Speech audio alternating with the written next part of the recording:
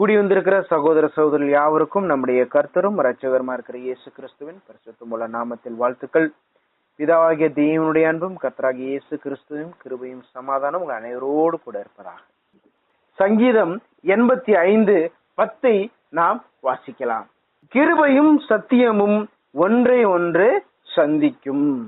இந்த கிருபையும் சத்தியமும் அதைதான் நினைவு கூறுவர்களாக நாம் இருக்க வேண்டும். அதுதான் ஒரு சரியான ஒரு கிறிஸ்தவ ஜீவியமாக இருக்கு. கிருபையும் சத்தியமும் ஒன்றை ஒன்று சந்திக்கும் அப்படின்னு. சங்கீதம் 26:3 நாம் வாசிக்கலாம். சங்கீதம் 26:3. உம்முடைய கிருபை என் கண்களுக்கு முன்பாக இருக்கிறது, உம்முடைய சத்தியத்தில் நடந்து கொள்ளுகிறேன். அதே போல சங்கீதம் 57:3 நாம் வாசிக்கலாம். தேவன் தமது கிருபையும் தமது சத்தியத்தையும் அனுப்புவார். இந்த தாவீது பாருங்க, இந்த சங்கீதம் 57 அவன் எங்க இருந்து இதை பாடினான் என்று இது மேல உள்ள குறிப்புல நாம் பாக்குறோம். சவுலுக்கு பயந்து ஒரு கெபியில அவர் ஒளிஞ்சுகிட்டு இருக்கிறார். தனக்கு ஏதாவது ஒரு கஷ்டம் நேர்ந்து விடுமோ என்ற ஒரு நடுக்கத்துல அவர் அந்த கெபிக்குள்ள இருந்து இந்த சங்கீதத்தை அவர் பாடுறாராம். தேவன் தமது கிருபையும் தமது சத்தியத்தையும் அனுப்புவார். சாமுவேலால் அபிஷேகம் பண்ணப்பட்ட நாள்ல இருந்து தான் மரணம் அடையும் நாள் வரைக்கும் அவனுடைய சிந்தையில இருந்தது எல்லாம் தேவனுடைய கிருபை, தேவனுடைய சக்தி. இததான் அவரு 24 மணி நேரமும் யோசிச்சுக்கிட்டே இருக்கிறார். சங்கீதம் 36:5, சங்கீதம் 57:10, சங்கீதம் 108:4 இந்த வசனத்துல எல்லாம் தேவனுடைய கிருபை, தேவனுடைய சத்தியம் அப்படின்னு தான் இருக்கு. சங்கீதம் 69:13 வாசிப்போம். ஆனாலும் கர்த்தாவே, அனுகிரக காலத்தில் உம்மை நோக்கி விண்ணப்பம் செய்கிறேன். தேவனே, உமது மிகுந்த கிருபையினாலும் உமது ரட்சிப்பின் சத்தியத்தினாலும் எனக்கு செவி கொடுத்தருளும்.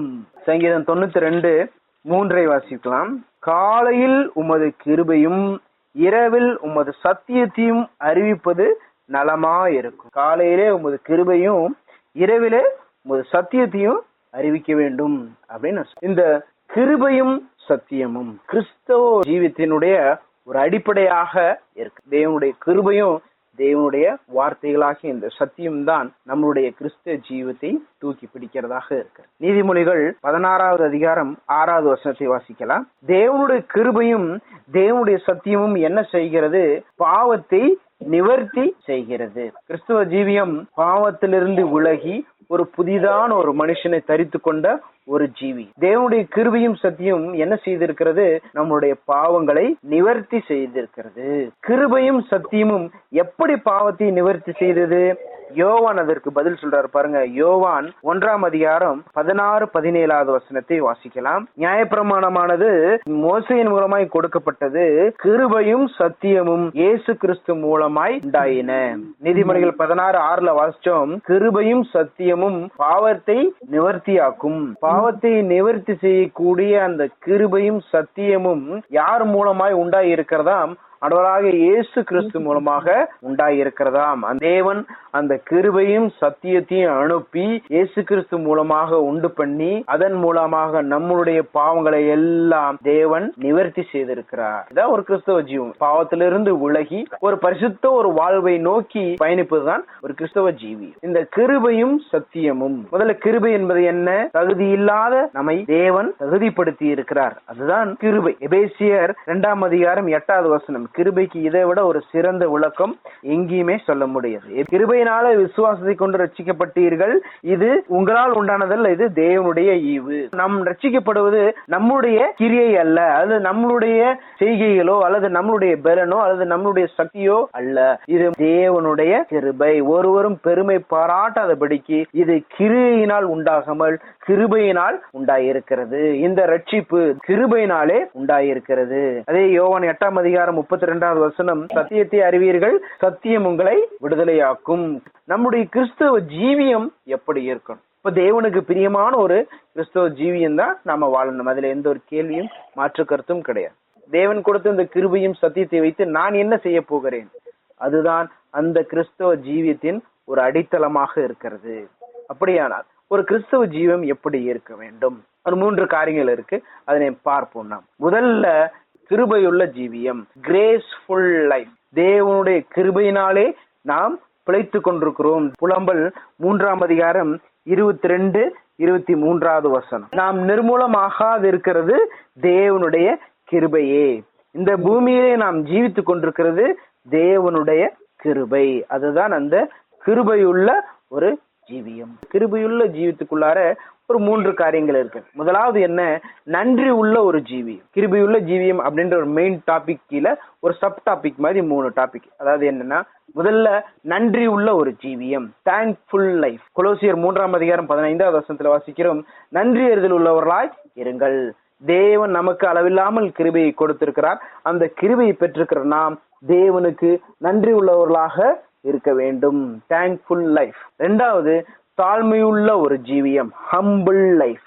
மீக 6ஆம் அதிகாரம் 8வது வசனத்துல வாசிக்கிறோம், தேவன் மனுஷனிடத்துல எதிர்பார்க்கிறதே அந்த தாழ்மையை தான். பெருமையுள்ளவருக்கு தேவன் எதிர்த்து நிற்கிறார், தாழ்மையுள்ளவருக்கும் தேவன் கிருபை அளிக்கிறார். 3வது அன்புள்ள ஒரு ஜீவியம், லவ்விங் லைஃப். தேவன் நமக்கு கொடுத்திருக்க கிருபையினாலே நாம் அவரிடத்திலே அன்பு செலுத்துவர்களாக இருக்க வேண்டும். தேவனிடத்தில் அன்பு செலுத்துவது போல மற்றவர்களிடத்திலும் அன்பு செலுத்த வேண்டும். 1 கொரிந்தியர் 13:13 நமக்கு தெரிந்த வசனம் தான். விசுவாசம், நம்பிக்கை, அன்பு, இந்த 3லே அன்புதான் பெரியது.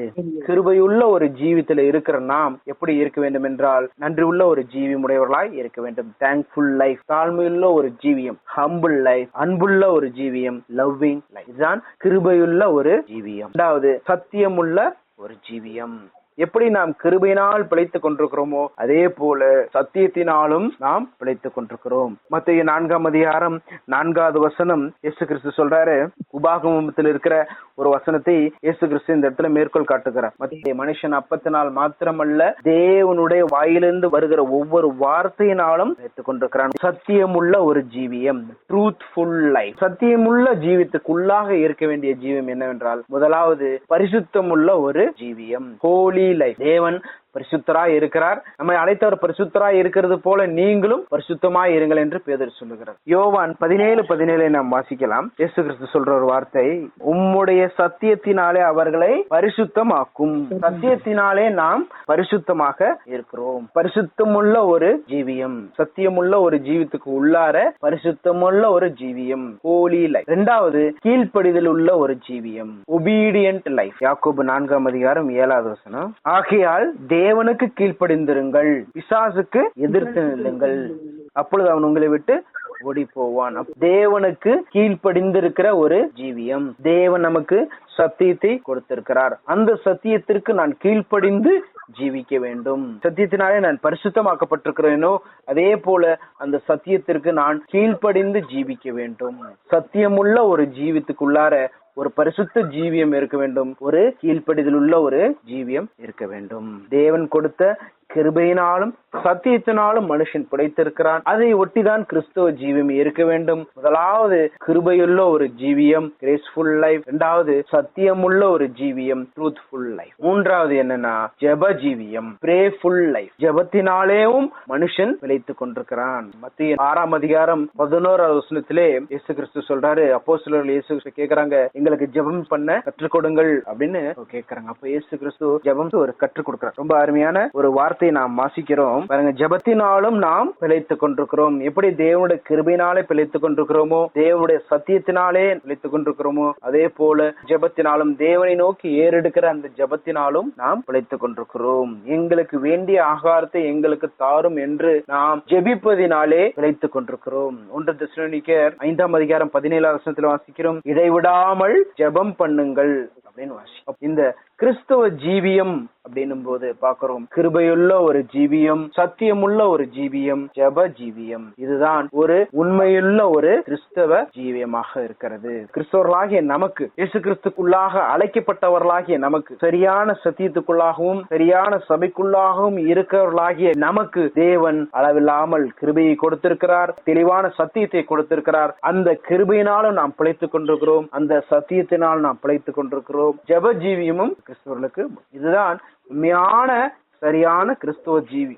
இதைதான் தேவன் விரும்புகிறார். கடைசியாக ஒரு சில வசனங்களை வாசித்து நாம் நிறைவு செய்யலாம். சங்கீதம் 138 2வது வசனம் பாருங்க. இந்த இடத்துல 3மே வந்துருச்சு. கிருபை வந்துருச்சு, சத்தியம் வந்துருச்சு, ஜெபம் வந்துருச்சு. உமது பரிசுத்த ஆலயத்திற்குள்ளாக, பரிசுத்த ஆலயம் என்ன? நாம் கூடுகிற அந்த சபை. அந்த சபைக்குள்ளாக உமது கிருபையை நான் பாடுவேன், உமது உண்மையை நான் துதிப்பேன். பரிசுத்த ஆலயத்திலே, சபையிலே தேவனுடைய கிருபையை நாம் துதித்து பாட வேண்டும். தேவனுடைய சத்தியத்தை நாம் துதித்து பாட வேண்டும். அதுதான் நம்மளுடைய ஜெபமாக இருக்க வேண்டும். இந்த மூன்றும் ஒன்று சேர்கிறது. அதுதான் சரியான ஒரு கிறிஸ்தவ ஜீவியம். சங்கீதம் 89:1 வாசிக்கலாம். கர்த்தரின் கிருபையை என்றென்றைக்கும் பாடுவேன், உமது உண்மையை தலைமுறை தலைமுறையாக என் வாயினால் அறிவிப்பேன். இதுவும் ஒரு ஜெபம். உமது கிருபையை நான் பாடுவேன், உமது உண்மையை தலைமுறை தலைமுறையாக நான் அறிவிப்பேன். இந்த இடத்துல பார்க்கிறோம், தேவனுடைய கிருபையை புகழ்ந்து பாட வேண்டும், சத்தியத்தை புகழ்ந்து பாட வேண்டும். நீதிமொழிகள் 3:3 வாசிக்கலாம். அருமையான ஒரு வசனம் பாருங்க. கிருபையும் சத்தியமும் உன்னை விட்டு விலகாது இருப்பதாக. அதை என்ன செய்யணுமாம்? அதை உன் கழுத்திலே பூண்டு கொண்டு அவைகளை உன் இருதயமான பலகையிலே எழுதிக்கொள். இதுதான் ஒரு உண்மையான ஒரு கிறிஸ்தவன். உங்கள் பொறுமையான கவனத்திற்கு நன்றி. தேவன் தாமே உங்கள் ஒவ்வொருவரையும் ஆசீர்வதிப்பாராக.